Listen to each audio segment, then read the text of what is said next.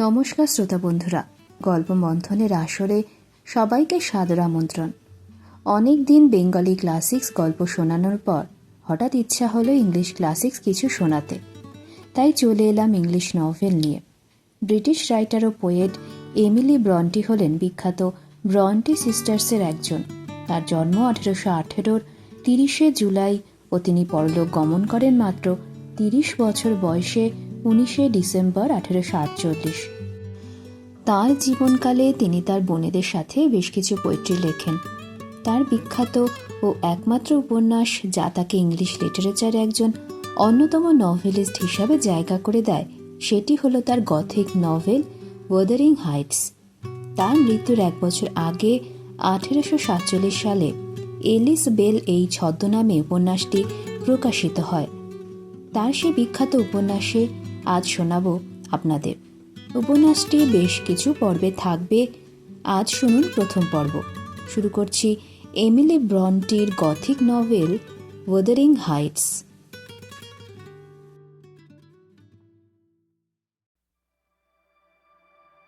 1801 সালের শীতকালে প্রথম আমি দেখি ওয়াদারিং হাইটসের সেই ভয়ঙ্কর লোকটাকে। এমন লোক আমি জীবনে আর একটিও দেখব কি না সন্দেহ।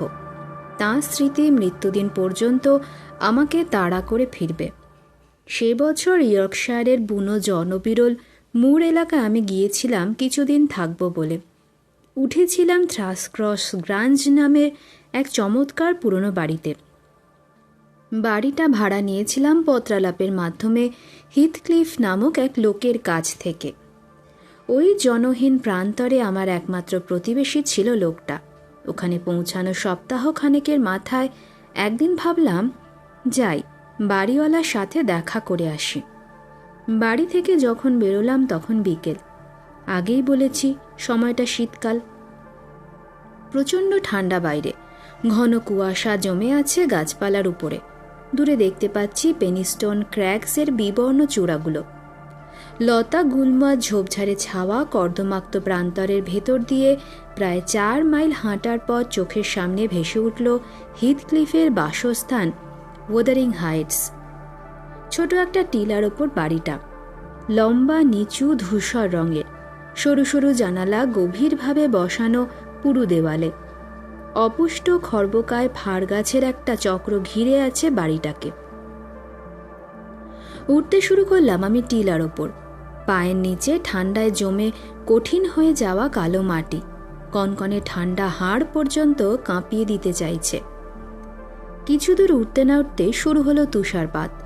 বাগানের ফটকে যখন পৌঁছলাম তখন পালকের মতো হালকা তুষারে বৃষ্টি প্রায় অন্ধ করে দিয়েছে আমাকে। হাত বাড়িয়ে দিলাম ফটকের খিলটা ধরবার জন্যে। তারপরেই থেমে গেলাম চমকে উঠে। ফটক ধরে ঝুঁকে দাঁড়িয়ে আছে এক লোক। এমন আচমকা তাকে দেখতে পেয়েছি যে আমার শ্বাস স্রেফ বন্ধ হয়ে গেল। লোকটার দিকে তাকিয়ে আছি আমি, সেও তাকিয়ে আমার দিকে। মোটা কালো ভ্রুজোড়া কুঁচকে উঠেছে। কবরের মাথায় খাড়া করা পাথরের মতো নীরব বিষণ্ণতার অভিব্যক্তি। সোজা হলো লোকটা। কতখানি লম্বা রিজু তার শরীর এবার টের পেলাম। চুল এবং চোখ কালো, চেহারা রুক্ষ কঠোর। তা সত্ত্বেও সুদর্শন সে। ভদ্রলোকের মতো পোশাক পরে আছে, যদিও তার গায়ের রং জিপসিদের মতো কালো। লোকটাকে আন্দাজ করতে পারলাম। মিস্টার হিথক্লিফ জিজ্ঞেস করলাম আমি। জবাবে লোকটা মাথা ঝাঁকালো শুধু। আমি মিস্টার লকউড, আপনার নতুন ভাড়াটে। ভাবলাম আপনার সাথে একটু দেখা করে। ঢুকে পড়ুন। আমাকে শেষ করতে না দিয়ে বলল লোকটা। দাঁতে দাঁত চেপে এমন সুরে আর এমন ভঙ্গিতে কথাটা বলল যে আমার মনে হলো সে অনায়াসেই বলতে পারত জাহান্নামে যান। যা হোক, গেট খুলে দিল সে এবং গোমড়া মুখে হাঁটতে লাগলো আমার সামনে সামনে। বাগানের পথ পেরিয়ে বড়সড় এক উঠানে ঢুকলাম আমরা। জোসেফ, খানিকটা মদ নিয়ে এসো তো। চিৎকার করে লোকটা ঘুরে তাকালো আমার দিকে। এক্ষুনি আসছি আমি, ততক্ষণ আমার চাকর আপনার দেখাশোনা করবে। বাড়ির ওদিকে একটা কোণা ঘুরে অদৃশ্য হয়ে গেল সে। আমি অপেক্ষা করতে করতে মুখ তুলে দেখতে লাগলাম অদ্ভুত কারুকাজ করা দরজার ওপর দিকটা। একটু ভালো করে তাকাতে খেয়াল করলাম কারুকাজের ভেতর খোদাই করা একটা তারিখ 1500 আর একটা নাম হেয়ারটন আর্নস। পায়ের আওয়াজ পেলাম। পাশের একটা দরজা দিয়ে বেরিয়ে এলো বুড়ো এক লোক। সরু মুখ, তার তোবড়ানো গাল। এই সম্ভবত জোসেফ। দু চোখ ভরা বিতৃষ্ণা নিয়ে আমার দিকে তাকালো সে। এখানেই ঠান্ডায় দাঁড়িয়ে আছেন কেন? রুক্ষ স্বরে প্রশ্ন করল লোকটা।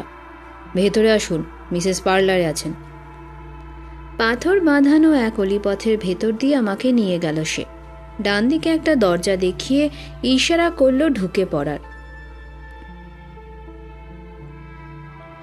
ওর কথা মতো কাজ করলাম আমি, এবং খেয়াল করলাম ঢুকেছি বিরাট এক ঘরে।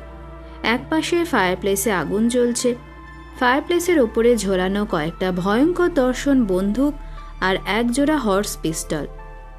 ঘরটার মেঝে মসৃণ সাদা পাথরে তৈরি, চেয়ারগুলো উঁচু পিঠ, সবুজ রং করা। কোণের দিকে ছায়ায় রাখা কয়েকটা কালো চেয়ারও দেখলাম। সবুজগুলোর চেয়ে অনেক ভারী মনে হলো ওগুলোকে। ঘরের ও প্রান্তে বিরাট ছাদ পর্যন্ত উঁচু এক ড্রেসার। অনেকগুলো তাক, দেরাজ আর কাবার তাতে। ওটার নিচে শুয়ে আছে প্রকাণ্ড এক কলিজা রঙের মাদি পয়েন্টার। এক দঙ্গল বাচ্চা তাকে ঘিরে কুঁই কুঁই করছে। আগুনের সামনে কুণ্ডুলি পাকিয়ে আছে আরও দুটো গম্ভীর মুখ্য লোমশ কুকুর। আমাকে দেখেই ওরা সদন্ত বের করে গড়গড়িয়ে উঠল। ওদের পাশে একটা টেবিলে পরিবেশন করা হয়েছে রাতের খাবার প্রচুর পরিমাণে। এরপর আমি লক্ষ্য করলাম মেয়েটাকে। টেবিলে বসে আছে সে, আমার দিকে চোখ। এক কথায় বলা যায় মেয়েটা সুন্দরী। বছর 20 বয়স, ছিপছিপে গড়ন। মুখটা ছোট, নিখুঁত গঠন। কোমল সোনালি চুলে ঢাকা মাথা। এক মুহূর্ত হাঁ হয়ে রইলাম আমি। তারপর বাও করে অপেক্ষা করতে লাগলাম মেয়েটা কিছু বলবে এই আশায়। কিন্তু বলল না, নড়ল না। যেমন ছিল তেমনই বসে রইল, শীতল বিরক্ত দৃষ্টি আমার ওপর স্থির রেখে। বাজে আবহাওয়া, মন্তব্য করলাম আমি। মুখ খুলল না মেয়েটা। আমি তাকিয়ে আছি ওর দিকে, ও তাকিয়ে আছে আমার দিকে। এক পা এগোলাম আমি। ড্রেসারের নিচের কুকুরটা গড়গড় করে উঠল। ওটার দিকে মাথা ঝাঁকিয়ে আমি একটু সন্ত্রস্ত কণ্ঠে বললাম, চমৎকার কুকুর। বাচ্চাগুলো রাখবেন আপনি? ম্যাডাম না দিয়ে দেবেন? ওগুলো আমার না, শান্ত শীতল কণ্ঠে জবাব দিল মেয়েটা। আগুনের আর একটু কাছাকাছি হলাম আমি। বললাম, সন্ধেটা ভীষণ হয়ে উঠতে যাচ্ছে, তুষার পড়তে শুরু করেছে। বাইরে বেরোনো উচিত হয়নি আপনার, বলল মেয়েটা। উঠে দাঁড়িয়ে হাত বাড়ালো সে উঁচু ম্যান্টেল সেলফ থেকে একটা রং করা কৌটো নামানোর জন্য। জিনিসটার প্রায় নাগালের বাইরে। নামিয়ে দেওয়ার জন্য এগোলাম আমি। সাঁ করে ঘুরে দাঁড়ালো সে। আমি নিজেই পারতে পারবো, বলল না যেন আমার গালে কষে এক চড় লাগালো মেয়েটা। জি, কি বললেন? কোনো মতে জবাব দিলাম আমি। কৌটোটা পেরে বুকের কাছে ধরল সে। একটা চামচ তুলে নিয়ে ওটার মুখ খুলতে খুলতে জিজ্ঞাসা করল, চা খেতে বলা হয়েছে আপনাকে? 1 কাপ পেলে খুশি হব আমি। আপনাকে বলা হয়েছে কি না? কাটা কাটা স্বরে আবার জিজ্ঞাসা করল সে। না। হাসির একটা ভঙ্গি করলাম আমি। আপনি তো বলবেন। চামচটা ভেতরে ফেলে খটাস করে মুখ আটকে কৌটোটা আবার সেলফের ওপর রেখে দিল মেয়েটা। ঘুরে দাঁড়িয়ে মুখোমুখি হলো আমার। ও কিছু বলার আগেই আমার পেছনে দরজাটা খুলে গেল। ঘাড় ফিরিয়ে দেখলাম হিথক্লিফ ঢুকছে। তার পেছনে দীর্ঘদেহী এক তরুণ। নোংরা মোটা কাপড় তার পরনে, ঘন কোকড়া বাদামি চুল মাথায়, অশান্ত দৃষ্টি চোখে, মুখে বিরক্তি। আমার উদ্দেশ্যে মাথা ঝাঁকালো হিথক্লিফ, কিন্তু মুখে কোনো ভাব ফুটল না। কাপড় থেকে তুষারের কণা ঝেড়ে ফেলতে লাগলো সে। জানালা দিকে তাকিয়ে দেখলাম বাইরে তুমুল তুষারপাত শুরু হয়েছে। যা অবস্থা, আমি বললাম, মনে হচ্ছে না 1-8 ঘন্টার ভেতরে বেরোতে পারবো। তুষার না কমা পর্যন্ত যদি এখানে থাকি আপনাদের অসুবিধে হবে না তো? 1-8 ঘন্টা? বিরক্ত কণ্ঠে বলল হিথক্লিফ। এই দুর্যোগের ভেতর আপনি বেরোলেন কি মনে করে আমি ভেবে পাচ্ছি না। জানেন না সন্ধ্যার পর মুড়ে পথ হারাতে পারেন। এই এলাকার মানুষরা মাঝে মাঝেই পথ হারায় এমন রাতে। তাছাড়া খুব শিগগির আবহাওয়ার উন্নতি হবে বলে মনে হচ্ছে না। আপনার ছোকরাদের কেউ আমাকে পৌঁছে দিয়ে আসতে পারবে আশা করি। বিব্রত মুখে আমি বললাম, রাতটা গ্রাঞ্জে কাটিয়ে সকালে ফিরে আসবে। কাউকে পারবেন আমার সাথে দিতে? না, পারবো না। ও, তাহলে আর কি, একাই ফিরব। আশা করি পথ হারাবো না। হিথক্লিফের সঙ্গে আসা তরুণ এতক্ষণে হিংস্র চোখে দেখছিল আমাকে। এবার মেয়েটির দিকে মুখ ফিরিয়ে চিৎকার করল, কি চা বানাবে নাকি? শীতল চাউনি মেলে আমার দিকে তাকিয়ে রইল মেয়েটা এক মুহূর্ত, তারপর জিজ্ঞেস করল, ওই লোকও খাবে? বানাও তাড়াতাড়ি। হিথক্লিফ গর্জে উঠল এমন নোংরা ভঙ্গিতে যে আমি অবাক হয়ে গেলাম। ওই চেয়ারটা টেনে বসুন ওখানে। আমার দিকে ফিরে যোগ করল সে। টেবিল ঘিরে বসলাম আমরা চারজন। নিঃশব্দে খাবার পরিবেশিত হলো। নীরবে চলতে লাগলো খাওয়া। টেবিলের অন্য তিনজন খেতে খেতে বিদ্বেষের দৃষ্টিতে তাকাচ্ছে একে অপরের দিকে। মনে হলো ভদ্রতাসূচক কিছু কথাবার্তা বলে পরিবেশটা হালকা করা আমার কর্তব্য। মিস্টার হিথক্লিফ, শুরু করলাম আমি, আপনি আর আপনার স্ত্রী কখনো? আমার স্ত্রী? ঘেউ করে উঠল লোকটা। ক্রোধে বেঁকে গেছে তার মুখ। আমার স্ত্রী মারা গেছে। আপনি কি বলতে চাইছেন তার প্রেতাত্মা এখানে হাজির হয়েছে, তাই কি মিস্টার? বুঝতে পারলাম সাংঘাতিক ভুল করে ফেলেছি। এরপর স্বাভাবিকভাবেই আমার মনে হলো আমার কনুইয়ের ওপাশে বসে বাটিতে করে চা আর বাম হাতে রুটি নিয়ে জঙ্গলির মতো কামড়ে খাচ্ছে যে তরুণ, নিশ্চয়ই ও মেয়েটার স্বামী। কথাটা ভাবতেই একটা দীর্ঘশ্বাস বেরিয়ে এলো আমার বুক চিরে। এত সুন্দর মেয়ে এমন এক কদর্য লোকের হাতে পড়েছে। মিসেস হিথক্লিফ আমার পুত্রবধূ। আমার চিন্তা সূত্র অনুধাবন করতে পেরেই যেন বলল হিথক্লিফ। বলতে বলতে ঘাড় ফিরিয়ে তাকালো সে মেয়েটার দিকে। একই সময় মেয়েটাও তাকিয়েছে তার দিকে। চোখাচোখি হওয়া মাত্র দুজনেরই চোখে ফুটে উঠল তীব্র ঘৃণা, নারকীয় বিদ্বেষ। আমি রীতিমতো চমকে উঠলাম সে ঘৃণার উত্তাপে। ও, অস্বস্তির সাথে উচ্চারণ করলাম আমি। তাকালাম তরুণের দিকে। আপনি তাহলে ভাগ্যবান স্বামী। আর বলতে পারলাম না আমি। লাল হয়ে উঠেছে তরুণের মুখ, মুঠো পাকিয়ে উঠেছে হাত, মনে হচ্ছে মেরেই বসবে আমাকে। ও আমার বউ না। দাঁতে দাঁত চেপে বলল সে, তারপর বিড়বিড় করে ভয়ঙ্কর এক গালাগাল। আমি ভাব দেখালাম যেন শুনতে পাইনি গালিটা। আবার ভুল। ব্যঙ্গের হাসি হেসে বলল হিথক্লিফ, আমি বলেছি ও আমার পুত্রবধূ, তার অর্থ একটাই হতে পারে আমার ছেলের সাথে বিয়ে হয়েছে ওর। হ্যাঁ, এই তরুণ আপনার? না, ছেলে না, এ ব্যাপারে নিশ্চয়তা দিচ্ছে আপনাকে। হাসল আবার হিথক্লিফ, আগের মতোই বিদ্রূপের হাসি। আমার নাম হেয়ারটন আর্নস। গম্ভীর কণ্ঠে বলল তরুণ। নামটাকে সম্মান দেখালে আপনি ভালো করবেন। ওর বলার ভঙ্গিতে বেশ মজা পেলাম আমি। বললাম, কোনো অসম্মান তো এখনো দেখায়নি। আমার দিকে এক মুহূর্ত তাকিয়ে রইল হেয়ারটন, তারপর আবার শুরু করলো মুখের ভেতর খাবার গোঁজা। আমি আর কিছু বললাম না। বসে বসে ভাবতে লাগলাম পরস্পরের প্রতি এত ঘৃণা কেন এ বাড়ির মানুষগুলোর মনে। খাওয়া শেষ হতেই উঠে গিয়ে দাঁড়ালাম জানালার কাছে। হৃদয় দমিয়ে দেওয়ার মতো এক দৃশ্য ভেসে উঠল চোখের সামনে। সময় হওয়ার আগেই রাত নেমে আসছে তার ভয়াবহ অন্ধকার নিয়ে। আকাশ এবং দূরের পাহাড়গুলো যেন ছিঁড়ে খুঁড়ে যাচ্ছে বাতাসের তাণ্ডব বা তুষারের দাপটে। বাড়ি যেতে হলে পথ চেনে এমন কাউকে লাগবে আমার। চিন্তিত কণ্ঠে বললাম, পথ এর মধ্যেই ডুবে গেছে তুষারে। হেয়ারটন, যা ভেড়াগুলোকে গোয়াল ঘরে ঢুকিয়ে রেখে আয়, বলল হিথক্লিফ। আমি কি করব জিজ্ঞেস করলাম। ভেতরে ভেতরে অপমানিত বোধ করছি আমি। কেউ কোনো জবাব দিল না। ঘুরে দাঁড়ালাম আমি। হিথক্লিফ আর তরুণ আর্নস বেরিয়ে গেছে কখন টের পাইনি। ঘরে আছে শুধু মিসেস হিথক্লিফ। একটা বই তুলে নিয়েছে সে।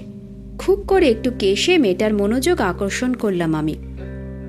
পথে দু একটা নিশানার কথা বলতে পারবেন, যেগুলো দেখে বাড়ি পৌঁছতে পারি? এই ঝড় তুষারে কি করে যে পথ চিনব বুঝতে পারছি না। যে পথে এসেছেন সে পথে চলে যান, তাচ্ছিল্যের সাথে জবাব দিল মেয়েটা। তারপর যদি শোনেন কোনো খানা বা তুষার ভরা গর্তে পড়ে মারা গেছি, তাহলেও বোধহয় আপনার কিছু আসবে যাবে না, তাই না? ঝাঁঝের সঙ্গে প্রশ্ন করলাম আমি। কেন যাবে বা আসবে? আমি তো আর আপনাকে পথ দেখিয়ে নিয়ে যেতে পারবো না, পারলে ওরা দেবে না যেতে। আর কোনো লোকও নেই বাড়িতে যে আপনাকে নিয়ে যেতে পারে। তাহলে রাতটা এখানেই কাটাতে হবে আমাকে, নিরাশ কণ্ঠে বললাম আমি। কাঁধ ঝাঁকালো। এই ব্যাপারেও আমার কিছু করবার বা বলবার নেই। আশা করি এতে আপনার শিক্ষা হবে। রান্নাঘরের দরজা থেকে শোনা গেল হিথক্লিফের রুক্ষ কণ্ঠস্বর। হুট করে আর বেরিয়ে পড়বেন না এসব পাহাড়ে ঘোরার জন্যে। এখানে যদি থাকতে চান, হেয়ারটন বা জোসেফ কারোর সাথে শুতে হবে আপনাকে। এ ঘরের কোন একটা চেয়ারে আমি ঘুমিয়ে নিতে পারবো, বললাম আমি। নিশ্চয়ই না, অভদ্রের মতো চেঁচিয়ে উঠল হিথক্লিফ। পয়সাওয়ালা বা পয়সা ছাড়া যেই হোক, অপরিচিত অপরিচিতই, তাকে বিশ্বাস করা যায় না। আমি অরক্ষিত অবস্থায় ঘুমিয়ে থাকবো আর সেই ফাঁকে আপনি সারা বাড়িতে ঘুরে বেড়াবেন ইচ্ছে মতো, তা হবে না। এই অপমানের পর এরা এখানে থাকা চলে না। বিতৃষ্ণ মুখে আমি তার পাশ কাটিয়ে গিয়ে নামলাম উঠানে। তুষার ঝড়ের ঝাপটা এসে লাগলো চোখে মুখে। ঘুরঘুরটি অন্ধকার চারিদিকে। এদিক ওদিক তাকাতে উঠানের ওপাশে গোয়ালঘরের খোলা দরজা দিয়ে দেখতে পেলাম জোসেফকে। ভেতরে বসে গরু দোয়াচ্ছে সে। পাশে রাখা একটা লণ্ঠন। রাগে তখন আমার সারা শরীর জ্বলছে। দুপ দাপ পা ফেলে গিয়ে ঢুকলাম গোয়াল ঘরটায়। ছোঁ মেরে তুলে নিলাম লণ্ঠনটা। কাল সকালে পাঠিয়ে দেব এটা, চিৎকার করে বলে এগোলাম ফটকের দিকে। মালিক স্যার, আমাদের লণ্ঠন চুরি করে নিয়ে যাচ্ছে, চেঁচিয়ে উঠল জোসেফ। এই গনসার, এই উলফ, ধর ধর। 1 সেকেন্ড পেরোনোর আগে ঘর থেকে ছুটে বেরিয়ে এলো 2 লোমশ দানব। আমার গলার কাছে লাফ দিয়ে উঠে আমাকে শুইয়ে ফেলে ঘেউ ঘেউ করতে লাগলো হিংস্রভাবে। লণ্ঠনটা নিভে গেল মাটিতে পড়ে। পিছনের কোথাও থেকে তীক্ষ্ণ স্বরে শীষ দিল হিথক্লিফ, কিন্তু কুকুর দুটো নড়ল না আমাকে ছেড়ে। আমার প্রায় বুকের ওপর দাঁড়িয়ে সদন্ত বের করে চিৎকার করে চলল তারা। অবশেষে হিথক্লিফ এসে ওদের টেনে নিয়ে গেল ঘরের ভিতর। রাগে কাঁপতে কাঁপতে উঠে দাঁড়ালাম আমি। চিৎকার করে বললাম, আমাকে বেরিয়ে যেতে। নাক থেকে গড়িয়ে পড়া রক্তের ধারা থামিয়ে দিল আমাকে। এই সময় কোথা থেকে কে জানে হাজির হলো হেয়ারটন। হিথক্লিফও এসে দাঁড়ালো দরজার মুখে। দুজন হাসতে লাগলো প্রাণ খুলে। এত হাসির কি হয়েছে দেখার জন্য অবশেষে এক বুড়ি, যার নাম পরে জেনেছিলাম জিল্লা, বেরিয়ে এলো বাড়ির ভিতর থেকে। অন্ধকারেও কি করে জানি না আমাকে দেখতে পেয়ে ছুটে এলো সে। হা হা হা হা, বেচারি, চিৎকার করলো জিন্না। এ কি অবস্থা! ইস, আপনারা এমন করছেন কেন ওকে নিয়ে?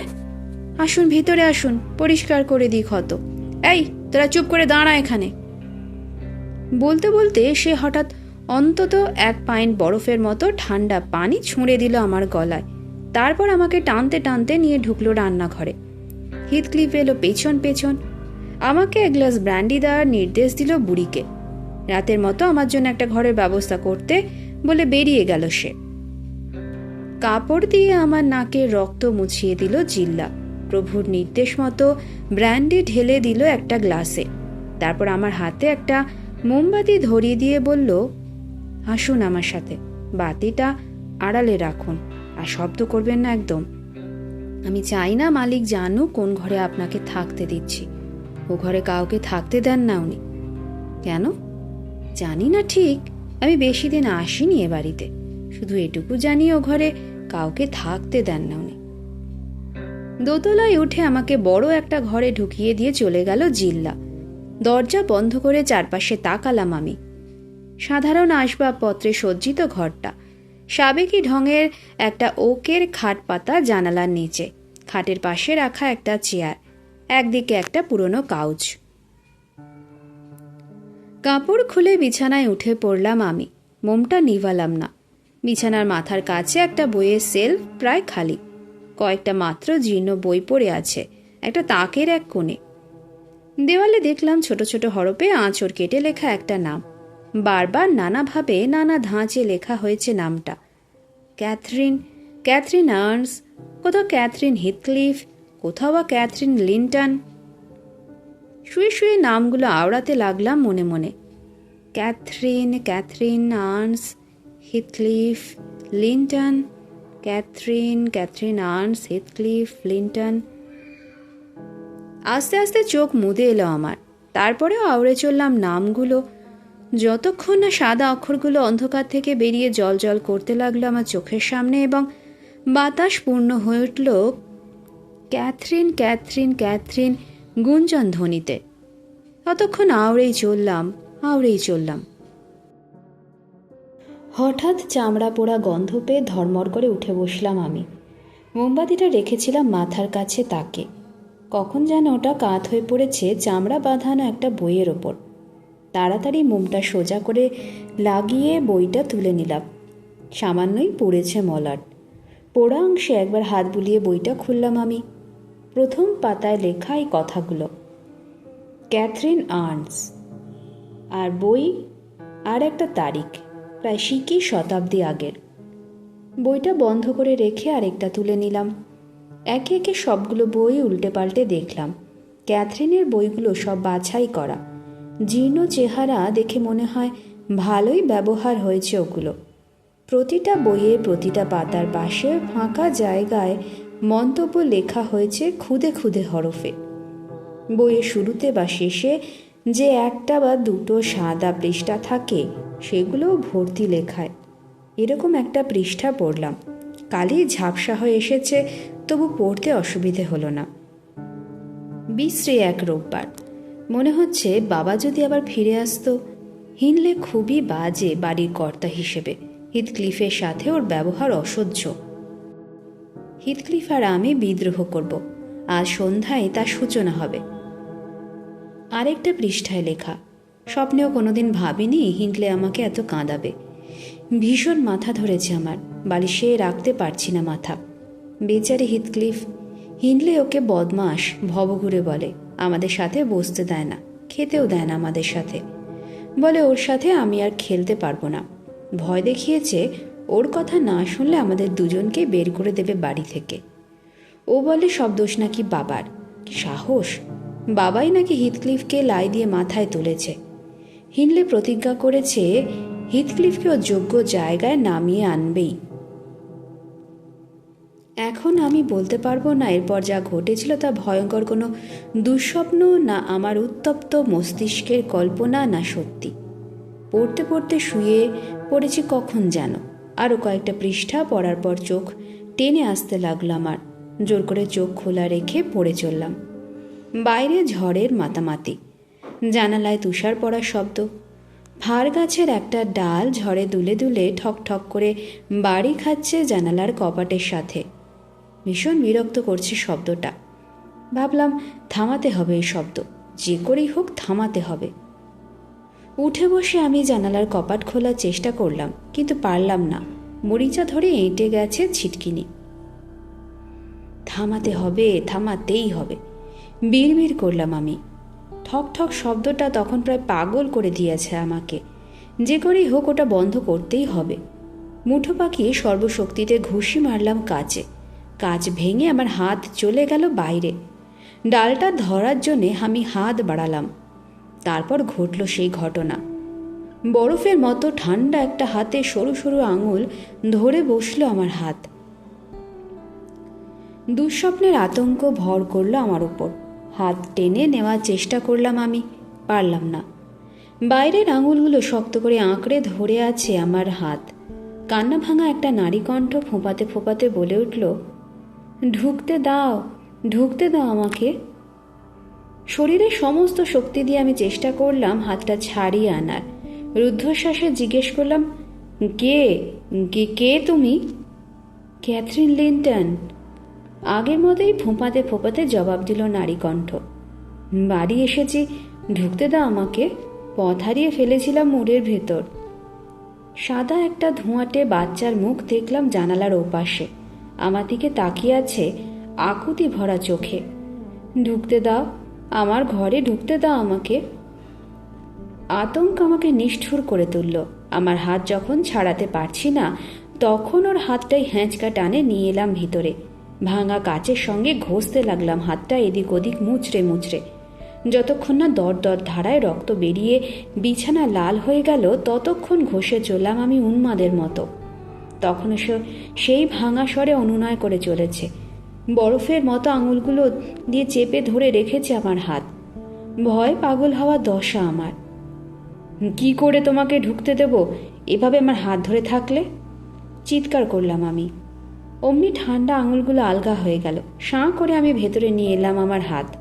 তাড়াতাড়ি তাক থেকে বইগুলো নিয়ে একটার পর একটা সাজিয়ে বন্ধ করে দিলাম কাচের ভাঙা অংশটা। দুহাত কানে চাপা দিলাম যাতে আর্তনাদ কানে ঢুকতে না পারে।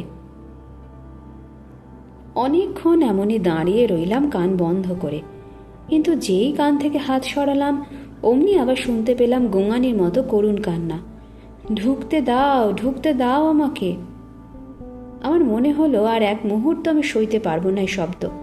চিৎকার করে উঠলাম, চলে যাও, চলে যাও, তোমাকে আমি ঢুকতে দেব না। অস্পষ্ট আঁচড় কাটার শব্দ শুনলাম কপাটে। তারপর দু চোখ ভরা আতঙ্ক নিয়ে দেখলাম বইয়ের স্তূপটা নড়ছে একটু একটু, যেন ওপাশ থেকে ঠেলা দিয়ে ওগুলোকে সরানোর চেষ্টা হচ্ছে।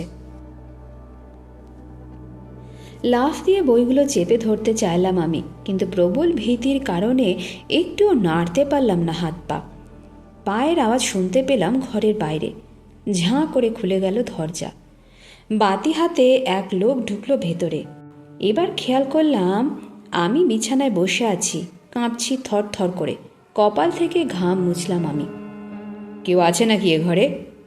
ফিসফিস করে জিজ্ঞেস করল একটা কণ্ঠস্বর। হিথক্লিফের কণ্ঠস্বর।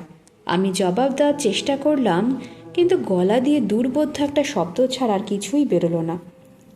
এগিয়ে এলো সে বাতি হাতে, শার্ট আর ট্রাউজার শুধু পরনে, মুখটা সাদা আর পেছনের দেওয়ালের মতো। আমার কণ্ঠস্বর ভীষণভাবে চমকে দিয়েছে তাকে। মোমবাতি ধরা হাতটা কাঁপছে থর থর করে। খেয়াল করলাম তার শরীরও কাঁপছে। আমি আমি আপনার অতিথি, কোনো মতে উচ্চারণ করলাম আমি।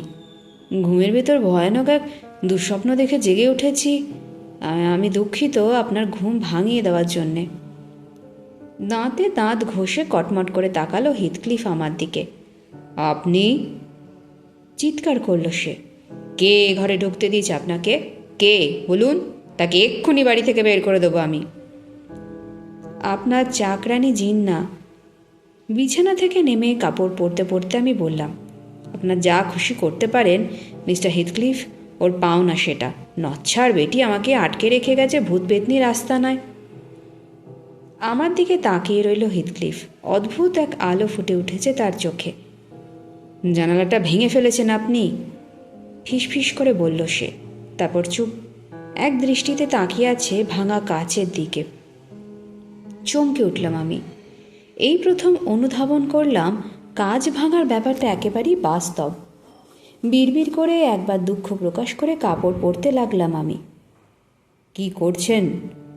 জিজ্ঞাসা করল হিথক্লিফ। শুয়ে পড়ুন, শুয়ে পড়ুন। যখন ঢুকেই পড়েছেন তখন রাতটা থাকুন, কিন্তু ঈশ্বরের দোহাই অমন ভয়ঙ্কর চিৎকার আর করবেন না। আমি তো ভেবেছি আপনার গলা কাটছে কেউ। তাই তো হতো যদি খুদে ডাইনিটা ঢুকতে পারত ওই ফোকর গোলে। জবাব দিলাম।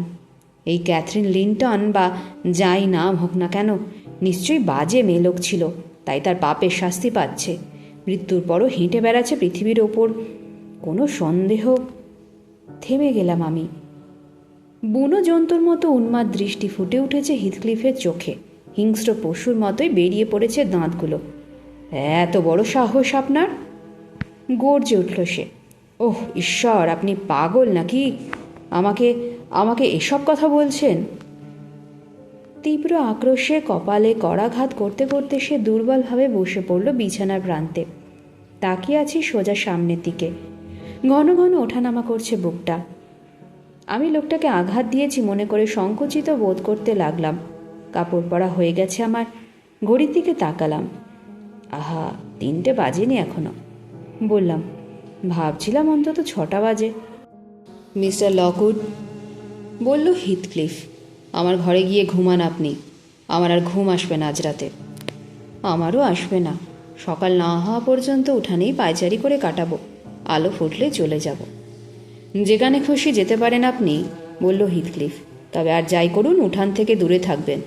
কুকুরগুলো ছাড়া রয়েছে। মোমবাতিটা নিয়ে নিচে যান, আমি আসছি 2 মিনিটের মধ্যে। মোমটা তুলে নিয়ে এগোলাম আমি খোলা দরজার দিকে। সরু অলিপথে বেরিয়ে দাঁড়িয়ে পড়লাম। কোন দিকে ঘুরবো এবার?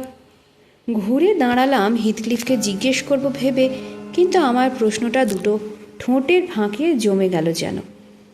বিছানায় উঠে বসেছে ও। জানালাটা খুলে দিয়েছে পুরোপুরি। এসো এসো, চিৎকার করতে শুনলাম ওকে। কান্না ভেজা গলা। ক্যাথি, শোনো, এবারটি শোনো। ক্যাথরিন। খোলা জানালা দিয়ে এক দমক তুষার মেশা বাতাস ছুটে এলো ঘরে। ফুঁপিয়ে উঠল হিথক্লিফ। আমি আর দাঁড়ালাম না। ঘুরে এগোতে শুরু করলাম। কোন দিকে যাচ্ছি, কেন যাচ্ছি কিছুই না ভেবে। কিছু দূর এগোনোর পর এক সিঁড়ির মুখে পৌঁছলাম। রেলিং ধরে আস্তে আস্তে নেমে এলাম নিচে। রান্নাঘরের পিছন অংশটা সেটা। চুলোয় তখন আগুন জ্বলছে সামান্য। 2টো বেঞ্চ রাখা আগুনের কাছে। একটার উপর গিয়ে বসলাম। তারপর শুয়ে পড়লাম টান টান হয়ে। ঝিমুনি লেগে এলো একটু পরেই।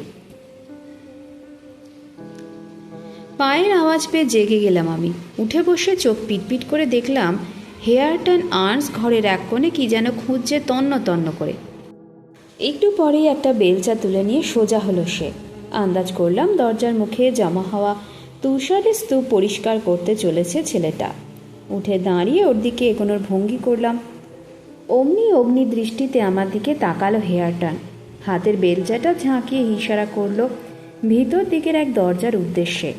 এই ইশারার অর্থ একটাই হতে পারে, ওই দরজা দিয়ে ঢুকে পড়ো। তাই করলাম আমি এবং পৌঁছলাম মূল রান্নাঘরে। বাড়ির মহিলারা ইতিমধ্যে এসে গেছে সেখানে। জিন্নাত চুলা জ্বালানোর পর হাঁপড় দিয়ে বাতাস দিচ্ছে। মিসেস হিথক্লিফ হাঁটু গেড়ে বসে আছে পাশে। চুলার আগুনের আলোয় বই পড়ছে সে। অবাক হয়ে দেখলাম হিথক্লিফও আছে সেখানে। ক্রুদ্ধস্বরে কথা বলছে। আমার দিকে পিঠ তার। জিন্নাত ধোলাই পর্বে শেষ পর্যায়ে পৌঁছেছে সে। ধোলাইটা কেন অনুমান করতে কষ্ট হলো না। আমাকে রাতে ওপরের ঘরে থাকতে দিয়েছিল বলে। আমি ঢোকার পরপরই জিন্নাকে ছেড়ে পুত্রবধূকে ধরল হিথক্লিফ। আর তুমি অপদার্থ মেয়ে, চিৎকার করল সে। হাতের ওই জঞ্জালটা ফেলে কাজের কাজ কিছু করো। কানে গেছে আমার কথা? জঞ্জালটা আমি ফেলবো, জবাব দিল তরুণী। কারণ স্বেচ্ছায় না ফেললে তুমি আমাকে বাধ্য করবে ফেলতে। বইটা বন্ধ করে একটা চেয়ারের ওপর ছুঁড়ে দিল সে।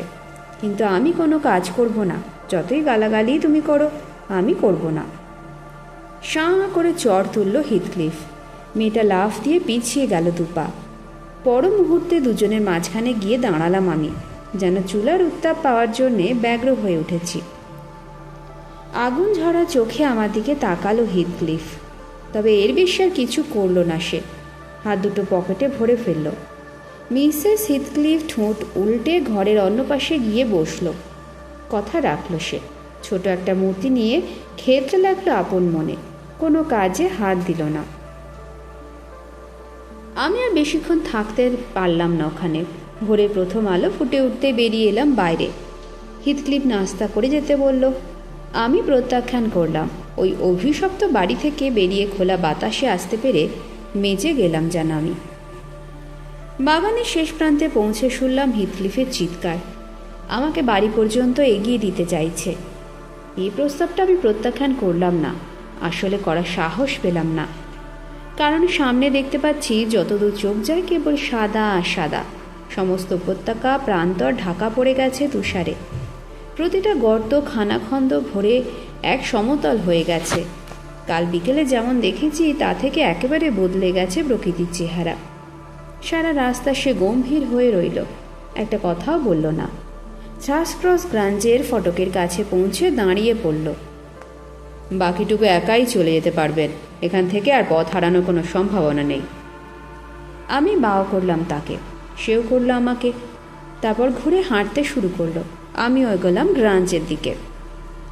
ফটক থেকে মূল গ্রাঞ্জের দূরত্ব 2 মাইলের মতো, কিন্তু আমি গাছপালার ভিতর দিয়ে ঘুরে বারবার গলা পর্যন্ত তুষারে ডুবে সেটাকে 4 মাইল করে তুলতে পারলাম অনায়াসেই। অবশেষে দুপুর যখন 12টা, বাড়িতে ঢুকলাম আমি। তখন আমার সারা শরীর প্রায় জমে গেছে ঠান্ডায়।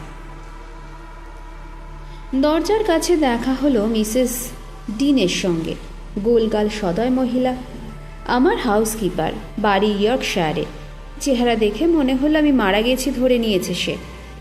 এখন ভাবছিল কি করে বেরোবে আমার মৃতদেহের খোঁজে। কোনো মতে শরীরটাকে টেনে টেনে দোতলায় উঠলাম আমি। শুকনো কিছু একটা গায়ে দিয়ে ফিরে এলাম নিচে। স্টাডিতে গিয়ে বসলাম। মিসেস ডিন ধুমায়িত কফি এনে রাখলো সামনে। ফায়ারপ্লেসের সামনে ভেজা বেড়ালছানার মতো গুটিসুটি হয়ে বসে আমি তাড়িয়ে তাড়িয়ে উপভোগ করতে লাগলাম আগুন আর কফির উষ্ণতা। সারা বিকেল ঝিমিয়ে কাটালাম। রাতে খাওয়ার পর ডেকে পাঠালাম আমার গৃহ পরিচারিকাকে।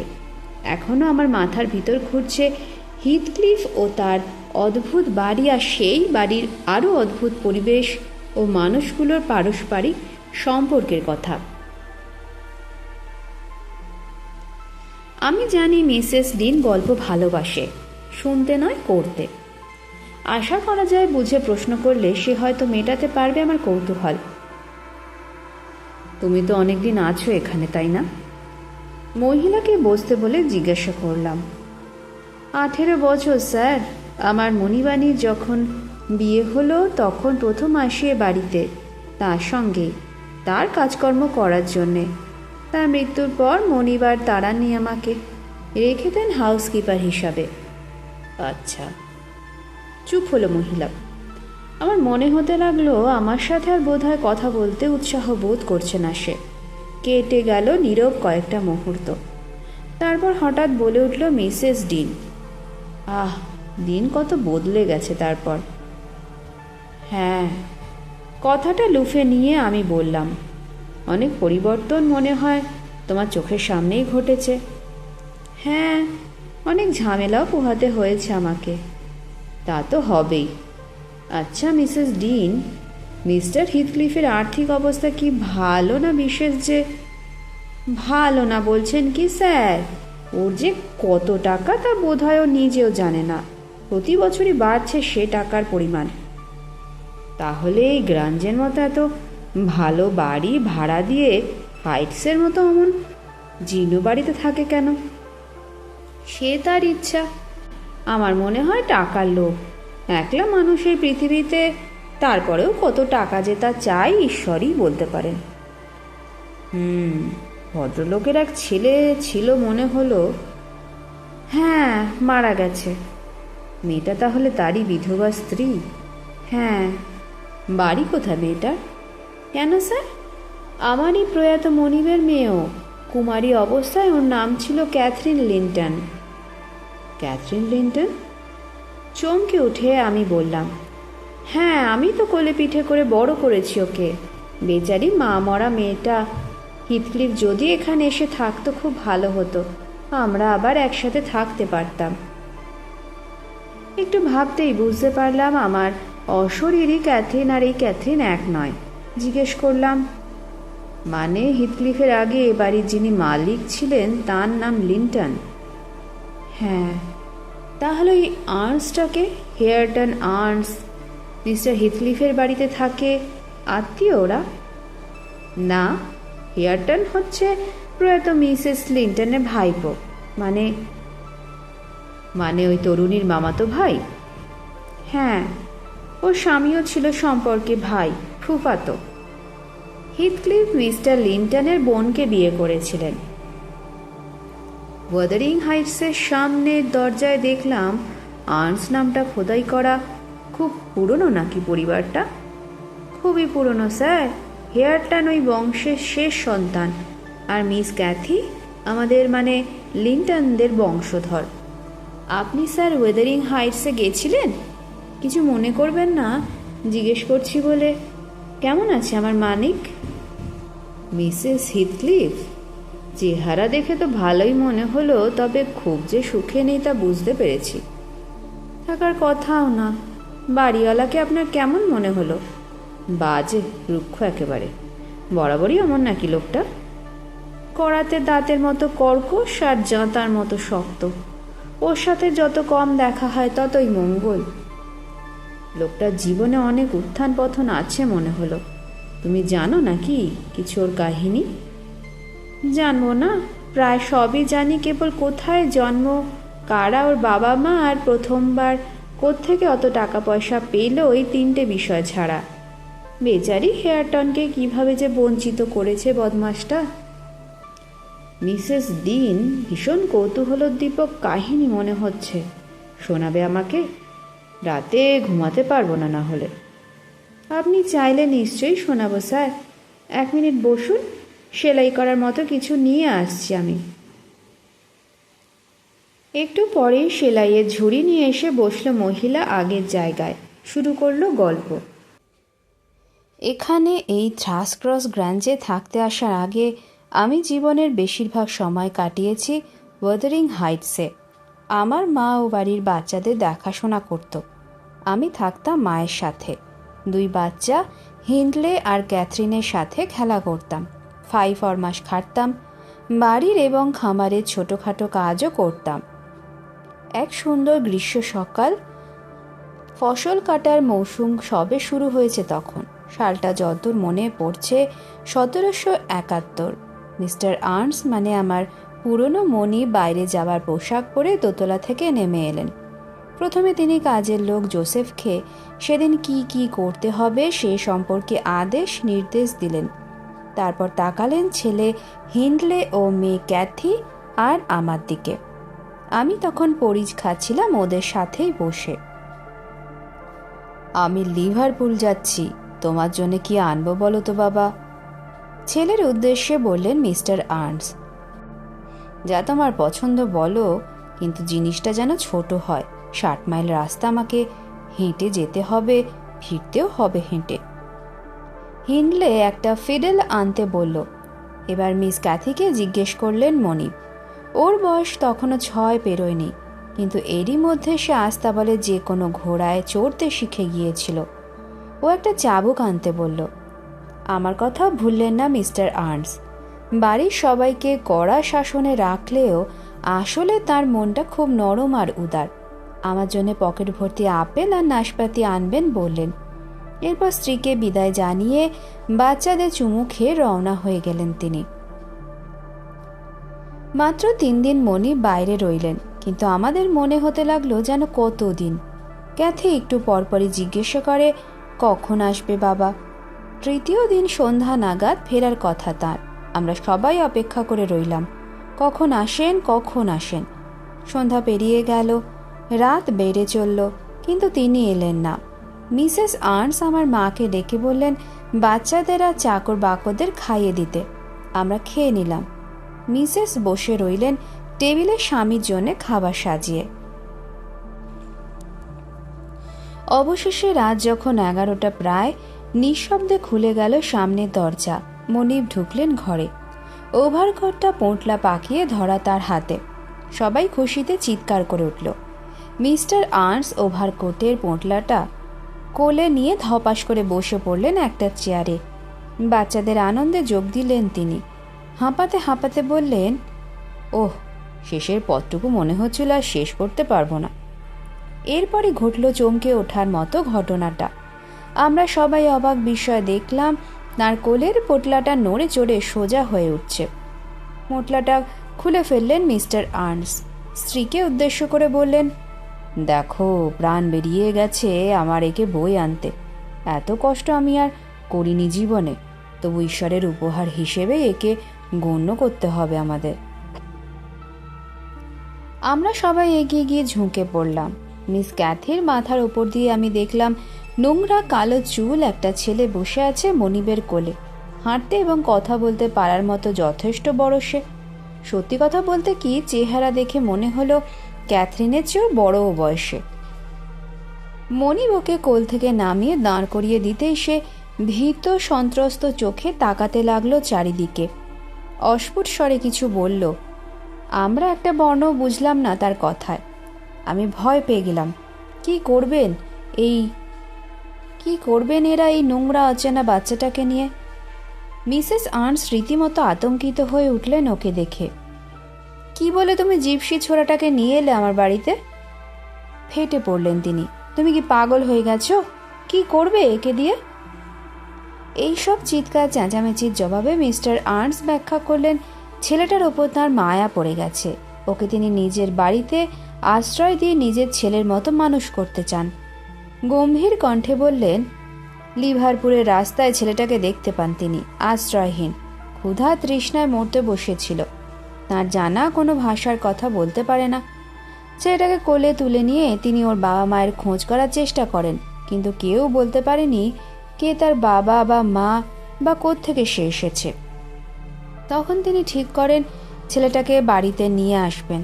ওকে ওভাবে ফেলে আসার কথা তিনি ভাবতে পারেননি। মিসেস আর্নস শান্ত হলেন না এই ব্যাখ্যা শুনে। গজগজ করে চললেন তিনি। মিস্টার আর্নস তাকালেন আমার দিকে। এলেন, ছেলেটাকে নিয়ে গিয়ে স্নান করাও, বললেন তিনি। তারপর পরিষ্কার কিছু একটা পরিয়ে শুয়ে দিও বাচ্চাদের সঙ্গে। হিন্ডলে আর ক্যাথি এতক্ষণ চুপচাপ শুনছিল বাবা মায়ের ঝগড়া। এবার ওরা দুজনেই বাবার পকেট হাতড়াতে শুরু করলো। ওদের জন্য যেসব উপহার আনবেন তিনি বলে গিয়েছিলেন সেগুলোর খোঁজে।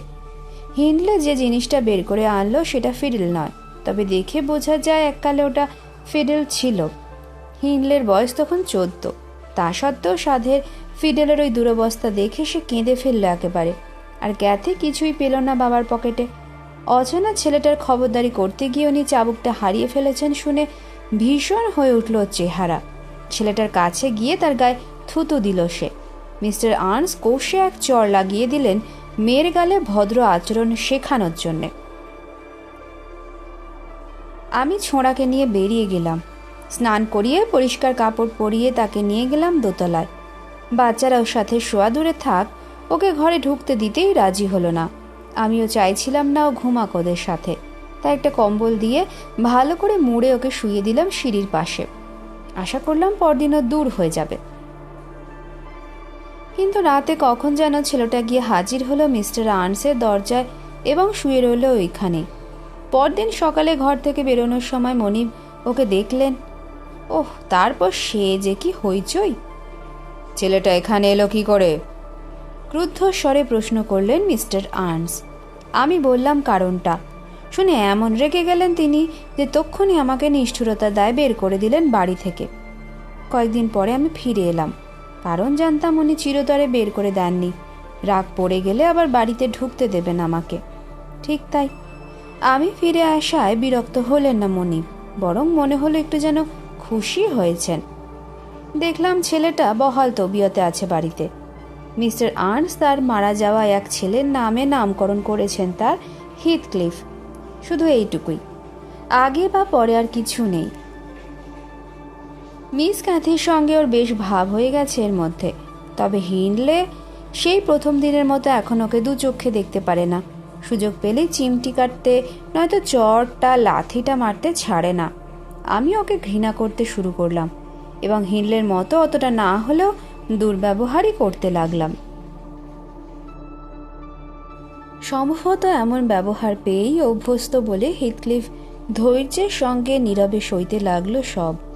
হিন্ডলে যতই চর কিল বা লাথি দিক না কেন, ও একটা শব্দও করে না, কাঁদা দূরে থাক। আমি চিমটি কাটলে ও স্রেফ লম্বা করে শ্বাস নিয়ে সংকুচিত দৃষ্টিতে তাকায়, যেন অসাবধানে নিজে নিজে ব্যথা পেয়ে গেছে।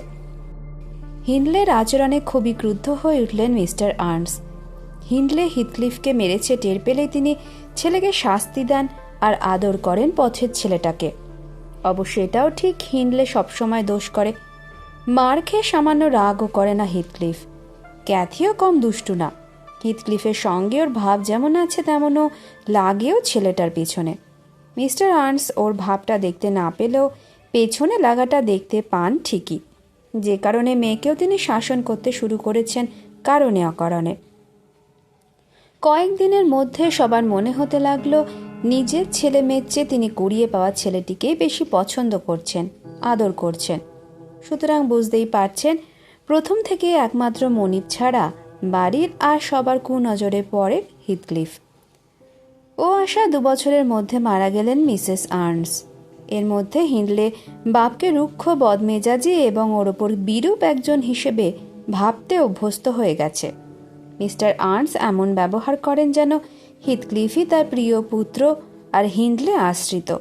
ফলে দিন যত গড়াতে লাগলো, হিন্ডলে ততই হিথক্লিফকে ঘৃণা করতে লাগলো। আমি এখনো ভেবে পাই না মনিব কেন এই অকৃতজ্ঞ ছেলেটাকে এত ভালোবাসতেন। কখনোই ওকে মিস্টার আর্নসের প্রতি সত্যিকারের শ্রদ্ধা বা ভালোবাসা প্রকাশ করতে দেখিনি। মিসেস আর্নস মারা যাওয়ার কিছুদিন পরেই হামজ্বরে পড়ল বাচ্চারা, হিথক্লিফও। আমার ওপর দায়িত্ব পড়ল ওদের দেখাশোনার। এই সময় হিথক্লিফের ওপর একটু মায়া পড়ল আমার। 3 জনের ভেতর ওরই অবস্থা সবচেয়ে খারাপ। দিন রাত ওর সেবা করতে হয় আমাকেও, কিন্তু বললে বিশ্বাস করবেন না, কখন ওর ভেতরে কোনো রকম অবাধ্যতা, অসহিষ্ণুতা বা অনুযোগ লক্ষ্য করিনি। নীরবেও সহ্য করে অসুখের কষ্ট। আর মনে হয় সেবা করছি বলে আমার প্রতি কৃতজ্ঞ। হিন্ডলে আর ক্যাথি ঠিক তার উল্টো। অসুখে খিটখিটে হয়ে গেছে মেজাজ। যতই সেবা করি না কেন ওরা খুশি হয় না কিছুতেই। ফলে স্বাভাবিকভাবেই আমি ওদের চেয়ে হিথক্লিফকে বেশি পছন্দ করতে শুরু করলাম। বাচ্চারা ভালো হয়ে ওঠার কিছুদিনের মধ্যে খেয়াল করলাম বুড়িয়ে যাচ্ছেন মিস্টার আর্নস। অসুখ বিসুখ কিছু নেই, অথচ দুর্বল হয়ে পড়ছেন দ্রুত। মাত্র কয়েক মাসের মধ্যে চলাফেরা করতেও প্রায় অক্ষম হয়ে পড়লেন। সারাদিন চেয়ারে বসে থাকেন। হাঁটা চলা যদি একান্ত করতেই হয় করেন লাঠিতে ভর দিয়ে। নিজের অসহায় অবস্থা বুঝতে পেরেই যেন তিনি আরও বদমেজাজি হয়ে উঠলেন। বিশেষ করে হিথক্লিফকে কেউ কিছু বললে একেবারে সহ্যই করতে পারেন না। তার ধারণা যেহেতু তিনি হিথক্লিফকে পছন্দ করেন, সেহেতু আর সবাই তাকে অপছন্দ করে, আঘাত দেওয়ার চেষ্টা করে। এই সময় 2-3 বার নিজেকে সামলাতে না পেরে হিন্ডলে বাবার সামনেই মেরে বসে হিথক্লিফকে। ওহ, তখন মিস্টার আর্নসের অবস্থা যদি দেখতেন! চোখ দিয়ে আগুন ঠিকরে পড়ছে। চেয়ার ছেড়ে উঠে দাঁড়িয়েছেন, হিন্ডলেকে মারবেন হাতের লাঠি দিয়ে। তারপরে টের পান আগে সেই শক্তি আর নেই তাঁর শরীরে। দাঁড়িয়ে থাকতেই পারছেন না ঠিক মতো। ধপ করে চেয়ারে বসে পড়ে থরথর করে কাঁপতে থাকেন তিনি প্রচণ্ড ক্রোধে। এই অবস্থা চলতে থাকলে একদিন মিস্টার আর্নস নিজেকে খুন করে ফেলবেন, এই আশঙ্কা করে অবশেষে একদিন হিন্ডলেকে পাঠিয়ে দেওয়া হলো শহরে, কলেজে পড়বার জন্যে। যদি ওর বাবার মনে তখন এই ধারণা বদ্ধমূল যে ওকে দিয়ে কোনোদিন কিছু হবে না। হিন্ডলে চলে যাওয়ার পর আমার আশা হলো এবার আমরা একটু শান্তির মুখ দেখব, কিন্তু তা হলো না। 2 জন মানুষের কারণে, মিস ক্যাথি আর চাকর জোসেফ। জোসেফ আমার মনে হয় পৃথিবীর সবচেয়ে খারাপ বাইবেল পড়ুয়া লোক। ও সব সময় ঠিক পথে আর বাকি সবাই ভুল পথে চলছে, এটা প্রমাণ করার জন্য ও বাইবেল থেকে অনুচ্ছেদের পর অনুচ্ছেদ উদ্ধৃত করে শোনাত। এই ধর্মপ্রীতির কারণে মিস্টার আর্নস জোসেফকে পছন্দ করতেন এবং ভদ্রলোক যত শক্তিহীন হয়ে পড়ছিলেন তার উপর জোসেফের প্রভাব ততই বাড়ছিল।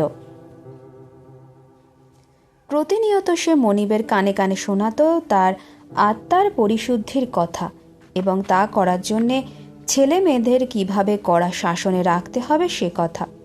ছেলে সম্পর্কে তাঁর ধারণা যাতে আরও খারাপ হয় সেজন্যে নানাভাবে চেষ্টা করত সে, নানা কথা বলতো। তাছাড়া রাতের পর রাত বানিয়ে বানিয়ে নানা গল্প শোনাতো ক্যাথরিন আর হিথক্লিফ সম্পর্কে।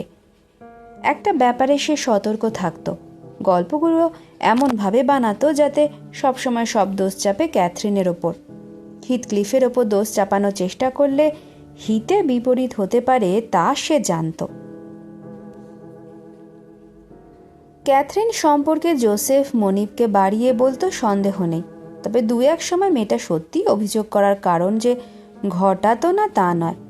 ভীষণ চঞ্চল ছিল সে, যখন যা মনে হতো তাই করত। সকালে তার ঘর থেকে বেরিয়ে নিচে এসেই বাড়ির সবার ধৈর্যের পরীক্ষা নিতে শুরু করতো যেন। রাতে আবার ওপরে নিজের ঘরে যাওয়ার আগে পর্যন্ত চলতো সে পরীক্ষা। মুহূর্তের জন্যে শান্তি দিত না কাউকে। এত ফুর্তি যে কোত্থেকে আসতো ওর ভেবে পেতাম না আমরা। মুখটা বন্ধ থাকতো না কখনো, হাসছে, গাইছে, আর কিছু না পেলে শুধু কথা বলছে। সুযোগ পেলেই ওর পেছনে লাগছে। তবে একটা ব্যাপার ঠিক, ওর হাসিটা এমন সুন্দর ছিল। আর যত যাই হোক, আমি এখনো বিশ্বাস করি ও কারো ক্ষতি করার জন্য এসব দুষ্টুমি করতো না। অনেক সময় দেখেছি কখনো আমি ধৈর্য হারালে ও সঙ্গে সঙ্গে দুষ্টুমি বন্ধ করে জড়িয়ে ধরতো, আদর করে শান্ত করার চেষ্টা করতো আমাকে। হিথক্লিফের খুব ভক্ত ছিল ক্যাথি।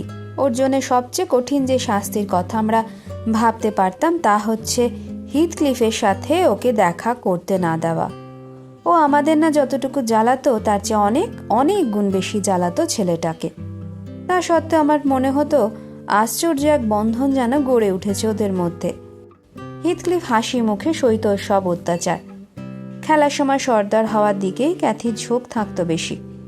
আদেশ নির্দেশ দিয়ে অস্থির করে তুলত সঙ্গীদের। কে ওর কথা না শুনলে হাত চালাতো নির্দ্বিধায়। বাবাকে নানাভাবে উত্তপ্ত করত। তার অসুস্থতা বা দুর্বলতার কথা ভাবতো না কখনো।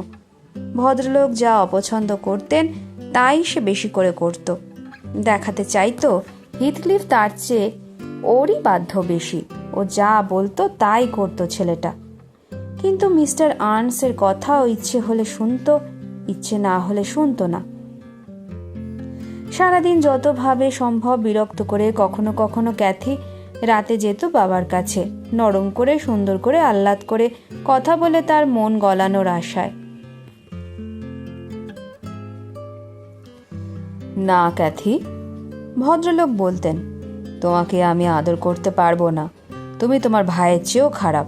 যাও প্রার্থনা করো গে, ঈশ্বরের ক্ষমা চাও গে, তাতে হয়তো কাজ হবে। অবশেষে সেদিন এলো যেদিনটা জাগতিক সব ঝামেলা চুকিয়ে দিল মিস্টার আর্নস। অক্টোবর মাস সেটা। সন্ধ্যার আগুনের সামনে বসে ঘুমাচ্ছিলেন তিনি। ওখানে ওই অবস্থায় নীরবে ঢলে পড়লেন মৃত্যুর কোলে। বাইরে তখন প্রচণ্ড ঝড় হচ্ছিল। তীব্র শোঁ শোঁ শব্দ ভেসে আসছিল চিমনির ভেতর দিয়ে। ঠান্ডা ছিল না, তবু ঝড়ের কারণে ঘরেই ছিলাম আমরা সবাই। আগুন থেকে সামান্য দূরে বসে উলবুনছি আমি। জোসেফ চাকরদের টেবিলে বসে বাইবেল পড়ছে। মিস ক্যাথির শরীর ভালো না, সেজন্য চুপচাপই রয়েছে। বাবার হাঁটুতে মাথা ঠেকিয়ে বসে আছে। হিথক্লিফ শুয়ে আছে ওর কোলে মাথা রেখে। সেদিনকার সে দৃশ্য আমার মনে আছে স্পষ্ট। ঘুমিয়ে পড়ার আগে মেয়ের মাথায় হাত বুলিয়ে দিলেন মনিব। ক্যাথরিনকে শান্ত দেখে খুশি তিনি। সব সময় তুমি আমার লক্ষ্মী হয়ে থাকো না কেন ক্যাথি? দীর্ঘশ্বাস ফেলে জিজ্ঞেস করলেন মিস্টার আর্নস। তুমি কেন সবসময় আমাকে আদর করো না? মুখ তুলে মৃদু হেসে পাল্টা প্রশ্ন করল ক্যাথি। তারপরই ওর হাতে চুমু খেয়ে বলল, চোখ বোঝো বাবা, আমি গান গেয়ে ঘুম পাড়িয়ে দিচ্ছি তোমাকে। বাধ্য ছেলের মতো চোখ বুঝলেন মিস্টার আর্নস।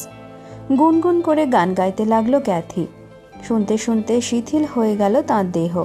হাতটা খসে পড়ল ক্যাথির হাত থেকে। মুখ ঝুলে পড়ল বুকের ওপর। ফিসফিস করে আমি থামতে বললাম ক্যাথিকে, পাছে আবারও জাগিয়ে দেয় অসুস্থ মানুষটাকে। এরপর পুরো আধ ঘন্টা আমরা বসে রইলাম চুপচাপ। অবশেষে উঠে দাঁড়ালো জোসেফ। যাই, মনিবকে উঠিয়ে শুইয়ে দিয়ে আসি বলে এগিয়ে এলো সে। ডাকলো মিস্টার আর্নসকে। উঠলেন না তিনি। এবার কাঁধে হাত রেখে আস্তে ঠেলা দিল জোসেফ। নড়লেন না মিস্টার আর্নস। জোসেফ টেবিল থেকে মোমবাতি তুলে নিয়ে তীক্ষ্ণ চোখে তাকালো মনিবের দিকে। চেহারাটা বদলে গেল জোসেফের। টেবিলের কাছে ফিরে এসে বাতিটা নামিয়ে রেখে ফিসফিস করে বলল, ক্যাথি, হিথক্লিফ, যাও তোমরা শুয়ে পড়োগে। আগে বাবাকে শুভরাত্রি জানিয়ে নেই, বলল ক্যাথি, এবং কেউ কিছু বলার আগেই বাবার গলা জড়িয়ে ধরল ও। সঙ্গে সঙ্গে টের পেল সত্যটা। চিৎকার করে উঠল, মারা গেছে হিথক্লিফ, হিথক্লিফ বাবা নেই। দুজনেই এরপর ভেঙে পড়ল হৃদয় ভাঙা কান্নায়। 3 বছর পর ওয়াদারিং হাইটসে ফিরল মিস্টার হিন্ডলে আর্নস বাবার অন্ত্যেষ্টিক্রিয়ায় যোগ দেওয়ার জন্যে। এখনও যুবক, ও ফিরতেই পাড়া প্রতিবেশীদের ভেতর এবং বাড়িতেও কানাঘোষা শুরু হলো, কারণ সঙ্গে একটা বউ নিয়ে এসেছে ও, এমন এক বউ যার কথা কেউ কোনোদিন শোনেনি। আমাদের কখনো বলেনি হিন্ডলে কে মেয়েটা, কোথায় ওর জন্ম, কে ওর বাবা। মেয়েটার নাম ফ্রান্সেস। সম্ভবত বলার মতো তেমন কোনো পরিচয় বা টাকা পয়সা ওর নেই, নইলে হিন্ডলে ওর বাবাকে জানাতো বিয়ের কথা।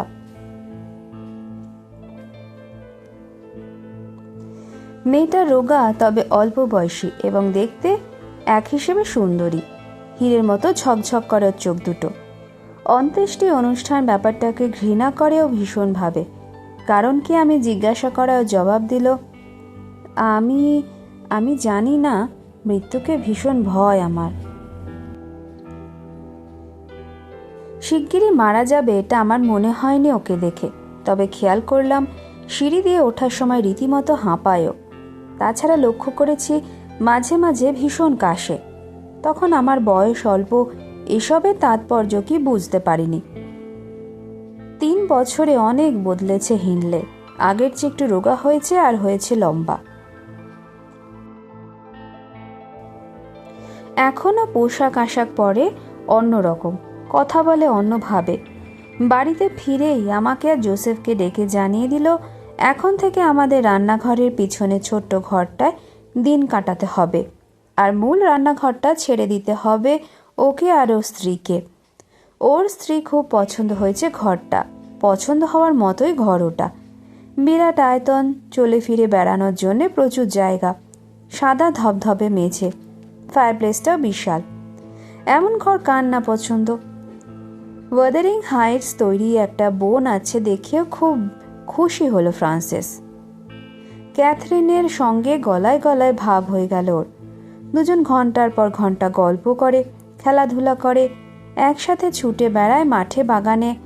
কোনো উপলক্ষ পেলেই হলো ক্যাথরিনকে কিছু না কিছু উপহার দেবেই ফ্রান্সিস। কিন্তু বেশি দিন চলল না এভাবে। আস্তে আস্তে বাড়ির সবার ওপর, সব কিছুর ওপর বিরক্ত হয়ে উঠল সে। হিন্ডলেরও মেজাজ আস্তে আস্তে খচে যেতে লাগলো। না, স্ত্রীর ওপর নয়, স্ত্রীর যারা অপছন্দ তাদের ওপর। ফ্রান্সিসের কুনজরের প্রথম যে পড়ল সে হিথক্লিফ। যখন সে হিন্ডেলকে বলল ছেলেটাকে কেমন অপছন্দ তার, তখনই হিন্ডলের মনে পড়ে গেল একসময় হিথক্লিফকে সে কেমন ঘৃণা করত সে কথা।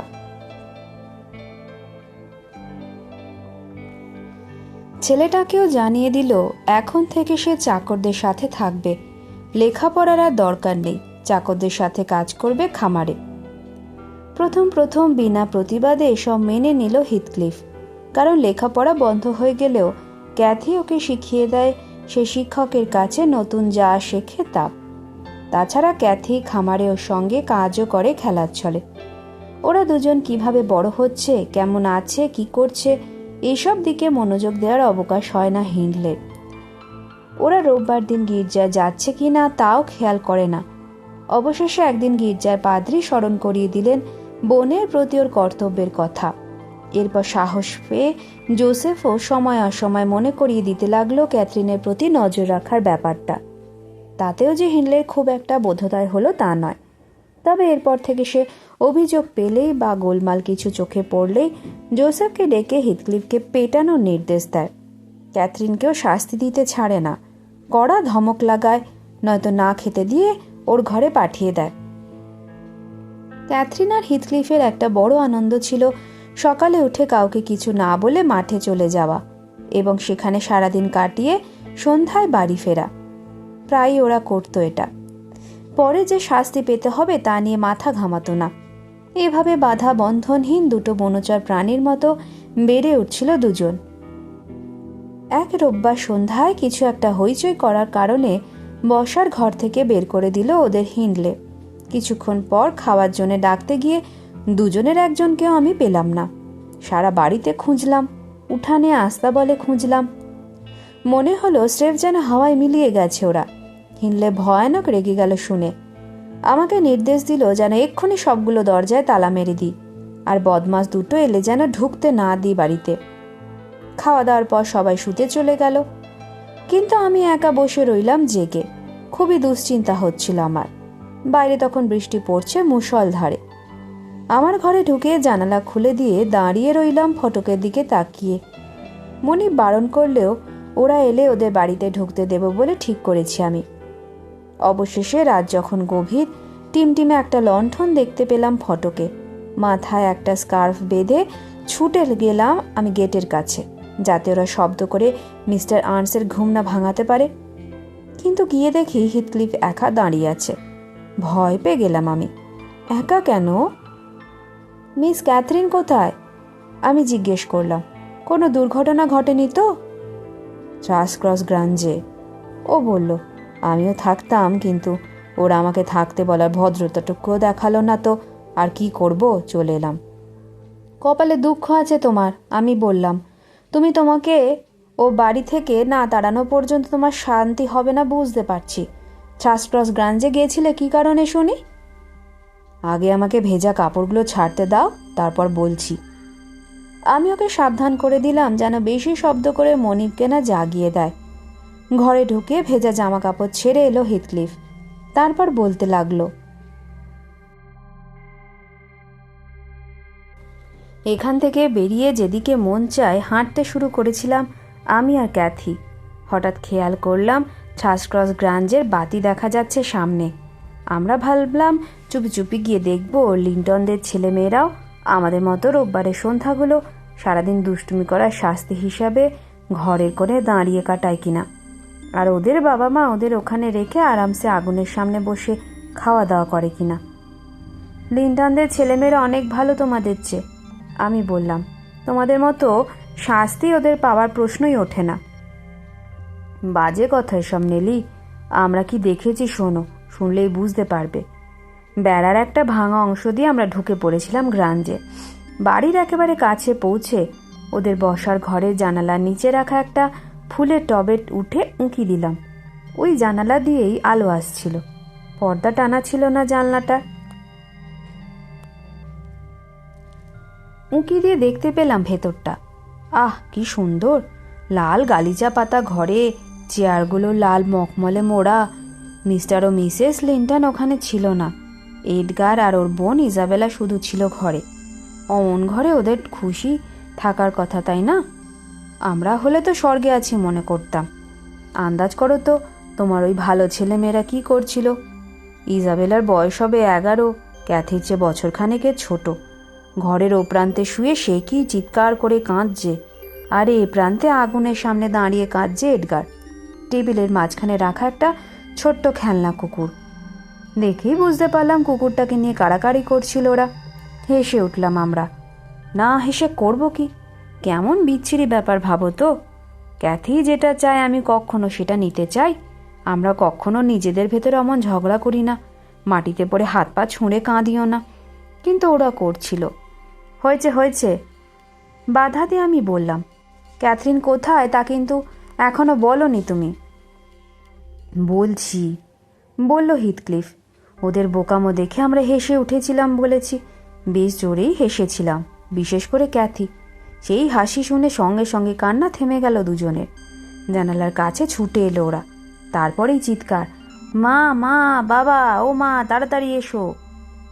এবার আমরা ওদের ভয় পাইয়ে দেওয়ার জন্য ভীষণ জোরে বিকট শব্দ করে উঠলাম। তারপর লাফ দিয়ে নেমে পড়লাম ফুলের টব থেকে, কারণ শব্দ পেয়েছি সামনের দরজা খুলছে কেউ। এখন যত তাড়াতাড়ি সম্ভব ভেগে পড়া উচিত। ক্যাথির হাত ধরে ছুটতে শুরু করলাম আমি, কিন্তু একটুখানি যেতে না যেতেই হঠাৎ পড়ে গেল ক্যাথি। পালাও হিথক্লিফ, পালাও, ফিস করে ও বলল। ওরা কুকুর ছেড়ে দিয়েছে। বদমাসটা এখন আমার পা কামড়ে ধরে আছে। হ্যাঁ নেলি, ওর গোড়ালি কামড়ে ধরেছিল কুকুরটা, কিন্তু একটুও চিৎকার করেনি। কিন্তু আমি করে উঠলাম। কসম খেয়ে একটা পাথর তুলে নিয়ে কুকুরটা দাঁতের মাঝখানে ঠুসে ছাড়ানোর চেষ্টা করলাম ক্যাথির পা, কিন্তু পারলাম না ছাড়াতে। বাতি হাতে এক চাকর এগিয়ে এলো চেঁচাতে চেঁচাতে। ধরে থাক স্কালকা, শক্ত করে ধরে থাক। চাকরটা এসে যখন দেখলো স্কালকার একটা মেঘের কামড়ে ধরেছে, তখন সে কুকুরটাকে সরিয়ে নিল।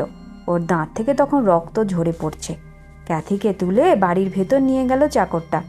ক্যাথির অবস্থা তখন শোচনীয়। ভয় যে না তা তো বুঝতেই পারছো, ব্যথায়। আমি এগোলাম লোকটার পেছন পেছন, শাঁসাতে লাগলাম, ক্যাথির কিছু হলে তাকে আস্ত রাখবো না আমি। কি ধরেছো রবার্ট? দূরগোড়া থেকে চিৎকার করলো মিস্টার লিন্টন। ছোট্ট একটা মেয়েকে স্যার, জবাব দিল চাকরটা। একটা ছেলেও আছে সাথে। ডাকাতরা বোধহয় ওদের জানালা দিয়ে ঢুকিয়ে দিতে চেয়েছিল, যাতে আমরা সবাই ঘুমিয়ে যাওয়ার পর দরজা খুলে দিতে পারে। তারপর পেছন ফিরে আমার উদ্দেশ্যে বলল, চুপ ডাকাতের চালা, এর জন্য তোকে ফাঁসিতে ঝুলতে হবে জানিস। মিস্টার লিন্টন, স্যার বন্দুকটা তৈরি রাখুন। নিশ্চয়ই, ডাকাতরা টের পেয়েছে কাল আমি খাজনা আদায় করেছি, বলল মিস্টার লিন্টন। সব টাকা লুট করতে চেয়েছিল। ওদের ভেতরে এনে দরজায় তালা মেরে দাও রবার্ট, আর স্কালকারকে একটু পানি দাও খেতে। ওহ মা মেরি, এবার চিৎকার করলেন মিসেস লিন্টন। দেখো দেখো, এইটুকুন ছোঁড়া এই কাজে এসেছে। ওহ, চেহারা দেখেছ যেন যমদূত। এক্ষুনি ওকে ফাঁসি দেওয়া দরকার। জীবনে আর কোনো খারাপ কাজ তাহলে করতে পারবে না। ক্যাথিকে নামিয়ে রেখে আমাকে আলোর নিচে টেনে নিয়ে গেল চাকরটা। ভীতু ছেলে মেয়ে দুটো এগিয়ে এলো পা টিপে টিপে। সত্যিই কি বিদঘুটে চেহারা, বলল ইজাবেলা। তলকুঠুরিতে আটকে রাখো ওকে বাবা। আমাকে খুঁটিয়ে খুঁটিয়ে দেখছে ওরা। এই সময় ক্যাথরিন সোজা হয়ে হেসে উঠল হি হি করে। এডগার লিন্টন তাকালো ওর দিকে এবং দেখেই চিনতে পারল, আরে এ তো মিস আর্নস। মায়ের দিকে মুখ ঘুরিয়ে ফিসফিস করল সে, আমি চিনি ওকে, গির্জায় দেখেছি। মিসেস লিন্টন বিশ্বাস করল না আর কথা। Miss earns? দূর দূর, আর কথা পেলি না? মিস আর্নস আধা জঙ্গলি এক ছোড়ার সাথে এই রাত দুপুরে মানুষের বাড়িতে উঁকি দিয়ে বেড়াচ্ছে। মহিলা একটু এগিয়ে ভালো করে তাকালো, তারপরে সবিষয়ে চিৎকার, আরে তাই তো, ভাইটা ওর কেমন দায়িত্ব জ্ঞানহীন, বলল মিস্টার লিন্টন। এতক্ষণে বুঝেছি ছোঁড়াটা কে। একে লিভারপুলের রাস্তায় কুড়িয়ে পেয়েছিল আর্নস। ইন্ডিয়ান না আমেরিকান না স্প্যানিশ কে জানে। যাই হোক, বদ যে তাতে সন্দেহ নেই, বলল মিসেস। ভদ্রলোকের বাড়িতে থাকার যোগ্য নয়। শুনছ লিন্টন, কেমন কুৎসিত ভাষা ছোড়ার। আমার ছেলে মেয়েগুলো শুনে ফেলল। আবার গালাগালি শুরু করলাম আমি। তখন রবার্টকে নির্দেশ দেওয়া হলো আমাকে বের করে দেওয়ার। আমি চিৎকার করলাম, ক্যাথিকে ছাড়া আমি যাব না। রবার্ট আমাকে ধাক্কাতে ধাক্কাতে নিয়ে এসে বের করে দিল দরজার বাইরে। লণ্ঠনটা হাতে ধরিয়ে দিয়ে বলল, যা পালা। তারপর দরজা বন্ধ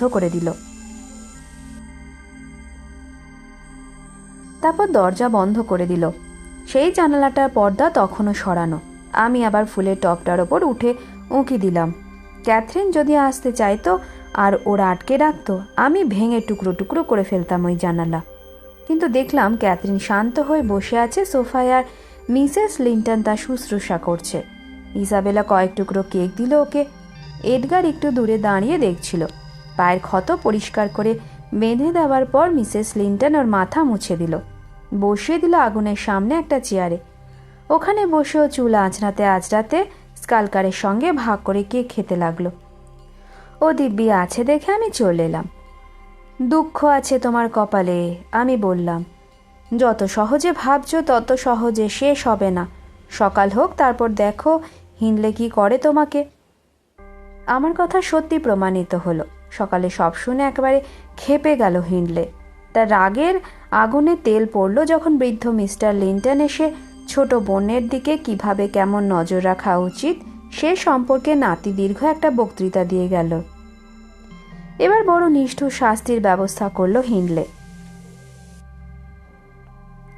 মারপিটের মধ্যে গেল না।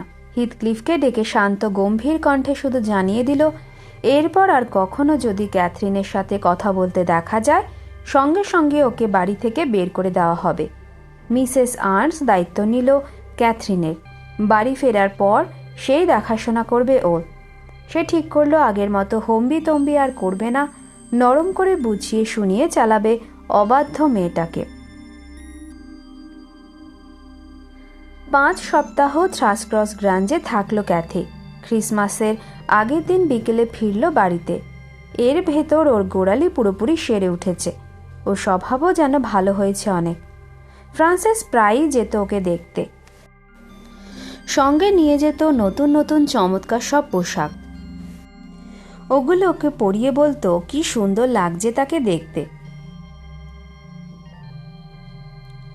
ক্যাথির স্বভাব বদলানো যে পরিকল্পনা সে করছিল তার প্রথম পদক্ষেপ এটা। অবশেষে ক্যাথি যখন ফিরল আমরা দেখলাম উদ্দাম হ্যাট ছাড়া প্রায় জঙ্গলি একটা মেয়ের বদলে সুন্দর একটা কালো টাট্টু ঘোড়া থেকে নামছে সম্ভ্রান্ত এক তরুণী। চমৎকার একটা পালকের হ্যাটের নিচ থেকে উঁকি দিচ্ছে তার বাদামি চুল। মিস্টার হিন্ডলে ওকে ধরে নামালো ঘোড়া থেকে।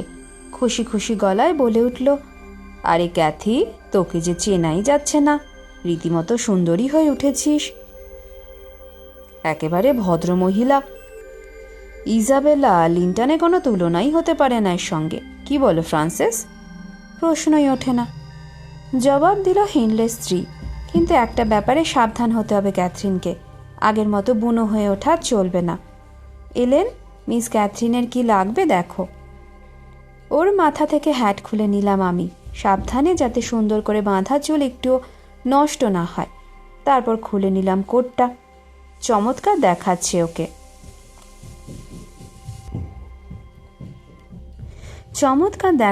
ওকে। কুকুরগুলো এসে ঘুরঘুর করতে লাগলো আশেপাশে। কিন্তু ক্যাথি একটাকেও ছুঁলো না, পাছে ওরা ওর কাপড় নোংরা করে দেয়। আমাকে আলতো করে চুমু খেলো। ক্রিসমাসের কেক তৈরি করছিলাম বলে সারা গায়ে আমার ময়দা লেগেছিল, তাই আলিঙ্গন করলো না। এরপর চারিদিকে তাকাতে লাগলো হিথক্লিফের খোঁজে, কিন্তু কোথাও দেখা গেল না ছেলেটাকে। ক্যাথরিন না থাকায় ওর খোঁজ কেউ নিত না।